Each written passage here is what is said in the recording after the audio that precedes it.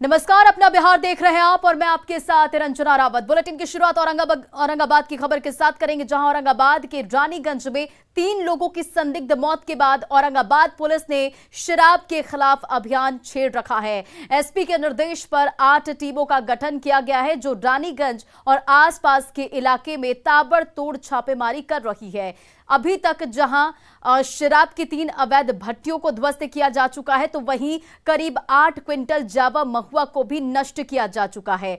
Police ने 500 litre शराब के साथ कुल 26 लोगों को गिरफ्तार किया है। हालांकि मृतक के परिजन पुलिस की कार्रवाई को सिर्फ दिखावा मान रहे हैं।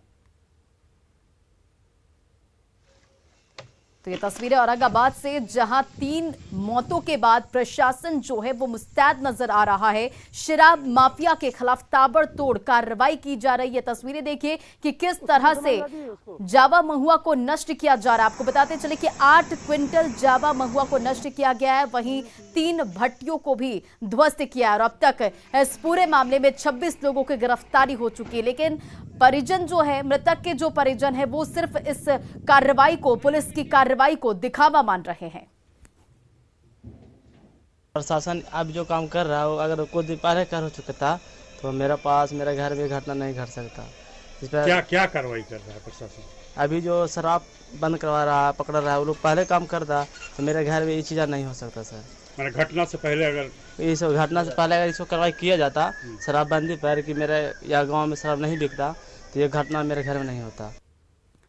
और मधेपुरा के चौसा थाना क्षेत्र के घोषई गांव में जहरीली शराब पीने से 2 लोगों की मौत की आशंका जताई जा रही है। मृतक के रिश्तेदार में जीजा और साला बताए जा रहे हैं और जीजा की मौत कल शाम को बताई जा रही, जबकि साले की मौत आज सुबह हो गई। बताया जा रहा है कि जीजा, साला और गांव के 2 अन्य लोग साथ में बैठकर शराब पिए और बाद में एक-एक कर सबकी तबीयत बिगड़ने लगी। मामला खुलने के डर से सभी का इलाज घर में किया गया था, लेकिन एक मौत के बाद सभी को इलाज के लिए अस्पताल में एडमिट कराया गया, जहां एक व्यक्ति मृत बताकर वापस भेज दिया गया, जबकि 3 लोगों का इलाज अभी भी जारी है। और जिसके बाद एक युवक की मौत आज सुबह हो गई और मामले में परिजन कुछ भी स्पष्ट नहीं बता रहे हैं, जबकि चिकित्सक ने अल्कोहल लेने की बात कही है और शराब पीने से 2 लोगों की मौत की आशंका जताई जा रही है। एकदम तबीयत खराब परसों ही हुआ इन लोगों का, तो जिसमें 2 आदमी बहुत ज़्यादा क्रिटिकल था। एक इनका साला और एक सारू, जो सारू का भी घर सहरसा हटिया गाछी में ही है, मानस नगर में। उनका नाम है आलोक। वो सबसे पहले उनका देहांत हो गया।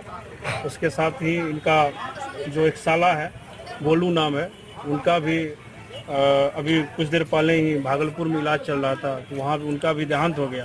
तो ससुराल गया और वहाँ से रात में आया करीब 12-1 बजे गाड़ी से, और वो सेंसलेस था वहाँ। अब क्या हुआ नहीं हुआ उतना तो जानकारी नहीं है, कि रात की बात है। और वह खाने पीने में अब जो हुआ हो, लेकिन उससे आगे तो हम लोग को कुछ नहीं। कॉन्शियस टाइप से वो बता रहा था कि विजन लॉस हो रहा है मेरा, वोमिटिंग बहुत ज़्यादा था।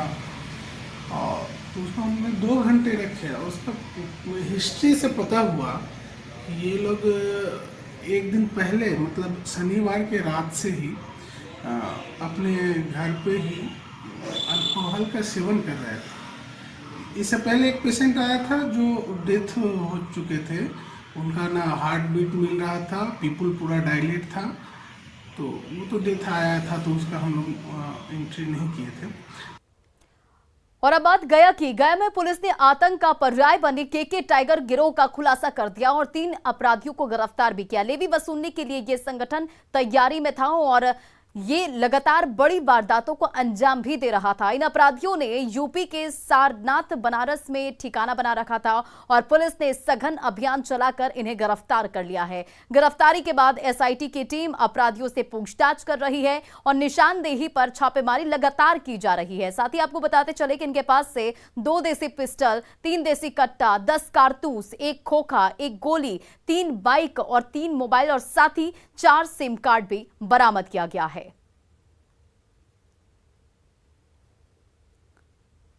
और अब बात रेल चक्का जाम की।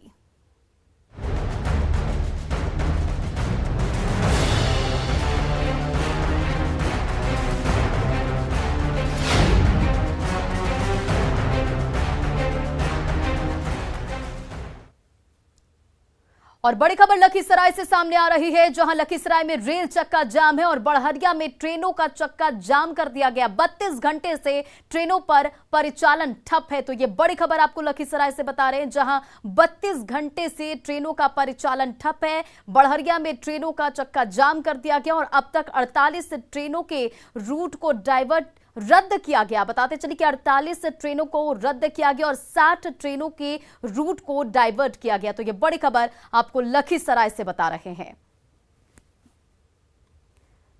तो बड़ी खबर इस वक्त की लखीसराय से, जहां 60 ट्रेनों का रूट डाइवर्ट कर दिया गया और अब तक 48 ट्रेनों को रद्द किया गया है। और ये आपको बताते चले कि लखीसराय में रेल चक्का जाम है, बड़हरिया में ट्रेनों का परिचालन ठप है। 32 घंटे से ट्रेनों का परिचालन ठप है। आपको बताते चले कि इसी बीच 48 ट्रेनों को रद्द किया गया और 60 ट्रेनों के रूट को डाइवर्ट किया गया है। बड़ी खबर लखीसराय से, जहां 60 ट्रेनों के रूट अब तक डाइवर्ट किए जा चुके। तस्वीरें आपको लगातार दिखा रहे कि किस तरह से यात्रियों को परेशानियों का सामना करना पड़ रहा है। ये तस्वीरें देखिए। कल 10 बजे से हम लोगों ने जो ये धरना प्रदर्शन के बाद से अभी तक 48 ट्रेन को कैंसिल किया है हमने और 60 ट्रेन को डाइवर्ट किया है। जो 48 जो का ब्रेकअप है आपको 27 अप डायरेक्शन में है, 21 डाउन डायरेक्शन में है। और 60 ट्रेन जो हमने डाइवर्ट किया है उसमें 30 each direction wise up and down, उसको हमने जो डाइवर्ट किया है भाया जीसी ग्रैंड कॉर्ड, उसमें हमने 29 ट्रेन चलाई है ग्रैंड कॉर्ड से। और दूसरा है आपको ये चलाया हम लोगों ने बख्तियारपुर तिलैया जो नई रूट है, उससे 6 गाड़ियों को हमने डाइवर्ट किया है। लखीसराय में ट्रेन ठहराव की मांग को लेकर रेल संघर्ष समिति ने बैनर तले बड़हरिया स्टेशन पर दूसरे दिन आंदोलन जारी रखा और बड़हरिया स्टेशन पर 24 घंटे से पाटलिपुत्र एक्सप्रेस को रोककर हावड़ा नई दिल्ली रेल खंड पर रेल परिचालन रोक दिया गया। आंदोलनकारी अपनी मांगे पूरी नहीं होने तक रेल चक्का जाम रखने का ऐलान कर चुके हैं और बड़हरिया स्टेशन का जायजा लिया हमारे सहयोगी राकेश कुमार ने। की मांग को लेकर बड़हरिया स्टेशन पर आंदोलन आज दूसरे दिन भी जारी है। आप देख सकते हैं एक रेल संघर्ष समिति के सदस्य काफ़ी संख्या में रेलवे ट्रैक पे बैठे हैं और ट्रेन ठहराव की मांग कर रहे हैं। लगातार आंदोलन जारी है। आपको बता दें कि 24 घंटे बीत चुके हैं। हावड़ा नई दिल्ली एक्सप्रेस रेल खंड पर रेल परिचालन अब भी बाधित है। हमारी मांग है जो ट्रेनें कोरोना काल से पूर्व में कोरोना के नाम पर बंद कर दी गई थी, उसका परिचालन शुरू हो गया है। उस परिचालन के तहत यहाँ उसका ठहराव दिया जाए और ठहराव की मांग इसलिए है कि ट्रेन का ठहराव सिर्फ बड़हरिया में ही निरस्त किया गया है, बाकी सभी जगहों पर यथावत है। श्वासन नहीं है। अधिकारी आगे आप लोग क्या करेंगे? आगे बैठे हुए हैं, हम लोग लेकर रहेंगे हमारा अधिकार। बिल्कुल ये सोचना भारत सरकार का काम है, रेल मंत्रालय का काम है। हजारों हजार संख्या हमारे बड़हरिया स्टेशन में यहाँ की 4 लाख यात्री यहाँ से अप डाउन करता है, पटना, दिल्ली, बम्बई, मुंबई सब जगह। मगर हमारे साथ रेलवे हमारे साथ दुर्व्यवहार कर रहा है, क्योंकि जो हमने जो मांग रखा है पूर्व से मेरे गाड़ी जो रुक रही है वही मांग रखा है, कोई नहीं हम लोग ने। आपने सुना, लगातार रेल संघर्ष समिति का आंदोलन जारी है। मांग पूरी नहीं होने तक इन लोगों का आंदोलन जारी रहेगा। राकेश, न्यूज 18 लखीसराय। और मुंगेर से बड़ी खबर जो AK-47 हथियार मामले में सजा का ऐलान कर दिया गया। सिविल कोर्ट ने सजा का ऐलान किया है और आपको बताते चले कि 2 दोषियों को 10-10 साल की सजा सुनाई गई है। दोनों पर 2-2 हजार का आर्थिक जुर्माना भी लगाया गया और 5 साल बाद सजा का ऐलान किया। तो ये बड़ी खबर आपको बता रहे हैं, जहां मुंगेर से ये बड़ी खबर AK-47 हथियार मामले में सजा का ऐलान कर दिया गया है। का बहुचर्चित AK-47 मामले में आज 2 लोगों को सजा सुनाई गई है। अधिकतम 10 साल और दोनों को 2-2 हज़ार रुपया का पनिशमेंट दिया गया है। ADJ 7 के द्वारा मुंगेर न्यायालय में ये पनिशमेंट आज मिला है। और ये जो 5 साल के बाद जो ये सज़ा सुनाई गई है, साथ में APP खुद मौजूद है। हम उनसे जानते हैं कि क्या मामला था और क्या क्या सज़ा सुनाई गई, इससे क्या बताएंगे। इसमें जो सज़ा सुनाया गया है 5 विभिन्न धाराओं में 25(1) BA में 2 साल है और 2000 रुपये फाइन, 25(1)A में 7 साल है, 2000 रुपये फाइन। 25(1)AA में 10 साल है और 2000 फाइन। 26 सब क्लास 1 में 3 साल और 2000 रुपये फाइन है। और 26 सब क्लास 2 में 7 साल और 2000 रुपये फाइन है। सभी सजाएँ साथ साथ चलेंगी।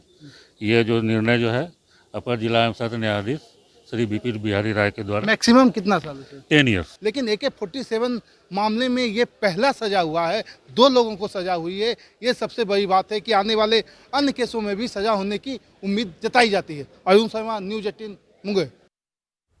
और किशनगंज से बड़ी खबर, जहां रायपुर बालू घाट पर 4 बच्चे डूब गए हैं और 1 बच्चे को बचाया गया, लेकिन 3 बच्चे अभी भी लापता बताए जा रहे हैं। तो ये बड़ी खबर आपको किशनगंज से बता रहे, जहां बेहद ही दर्दनाक हादसा। रायपुर बालू घाट पर 4 बच्चे डूब गए हैं, 1 बच्चे को बचा लिया गया, लेकिन 3 बच्चे अभी भी लापता है, जिसकी खोजबीन जारी है। अवैध खनन के चलते ये हादसा हुआ है और खनन करने वाले माफिया फरार बताए जा रहे हैं। अभी हम मौजूद हैं रायपुर के खरखरी बालू घाट में, जहां पे एक खबर आ रही है जहां 4 बच्चे एक साथ डूब गए हैं, जो कुछ काम से जा रहे थे उसी क्रम में डूब गए। लेकिन जो बात आ रही है कि बालू के अवैध खनन के चलते यहाँ डोजर मशीन चलता है, जिससे ज़्यादा मतलब खुदाई की जाती है और इससे ये घटना होती है। ऐसी घटना कई बार हो चुकी है। डोजर मशीन पुलिस कार्रवाई भी पहले कर चुके हैं। पहले पुलिस जो कार्रवाई की है उसमें डोजर मशीन खुलवाई, फिर से ये मामला देखा जा रहा है। अभी मौके पर SDPO और SDO दोनों मौजूद हैं। ये बराबर एक बार पहले भी डोजर पर कार्रवाई हुई है, लगातार फिर से डोजर लगा के काम किया गया और एक बड़ी घटना होती है। तो क्या कहेंगे ऐसे में, कैसे ये कर पा रहे हैं ये बालू माफिया इस तरह का? आज जो घटना घटी है वो दुखद है। कुछ 16-18 साल के बच्चे थे जो कि नहाने के उद्देश्य से आए हुए थे और शायद जो ग्रामीण लोग बता रहे हैं कि कुछ गड्ढा ज़्यादा था और गड्ढा का कारण बालू खनन लोग बता रहे हैं।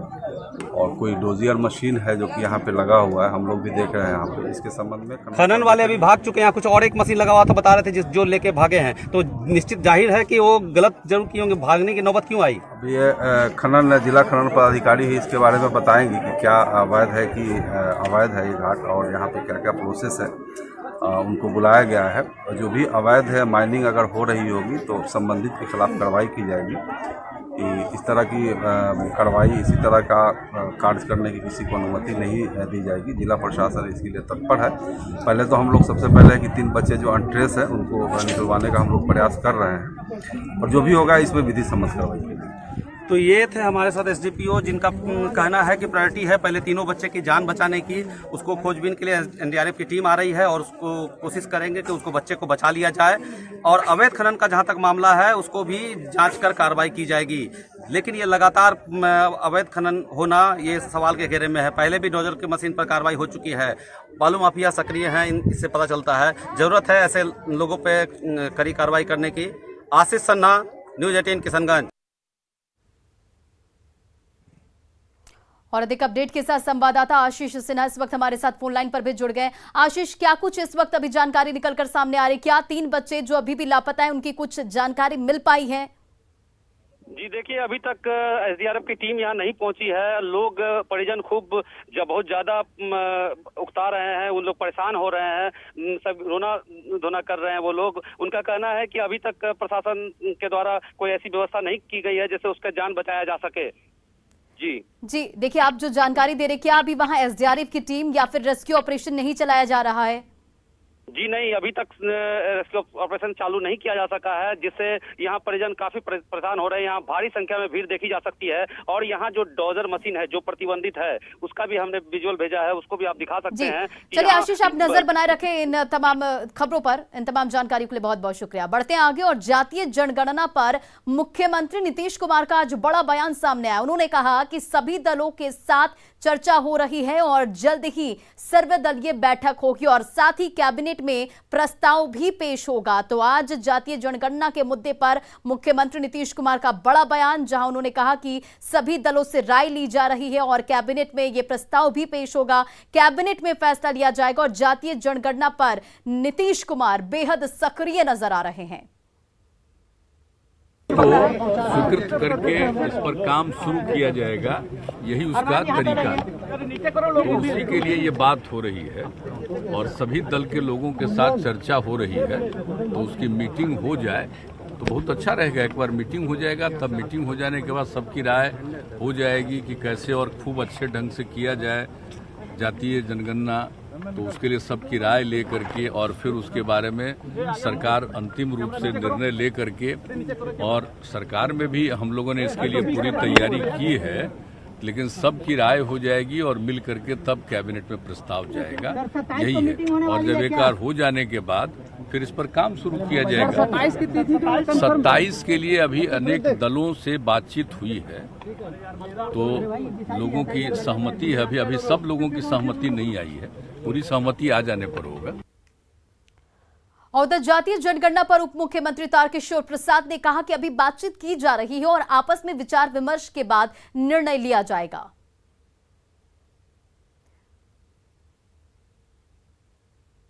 हम लोग का विमर्श चल रहा है और जल्द इस पर हम सब निर्णय लेंगे। अभी तक कोई डेट तय नहीं हुआ है, विमर्श चल रहा है ना, उसमें अब हम लोग निर्णय लेंगे और जब तिथि अंतिम रूप में कुछ तय होगी तो सूचना तो आपको मिलेगी। सीधा सवाल है कि जातीय जनगणना हम भी सीधा, हम लोग सीधा बात कर रहे हैं कि विमर्श चल रही है, इस पर हम लोग जल्द निर्णय लेंगे। और अपना बिहार के इस बुलेटिन में फिलहाल इतना ही। बने रहें आप न्यूज़ 18 बिहार झारखंड के साथ।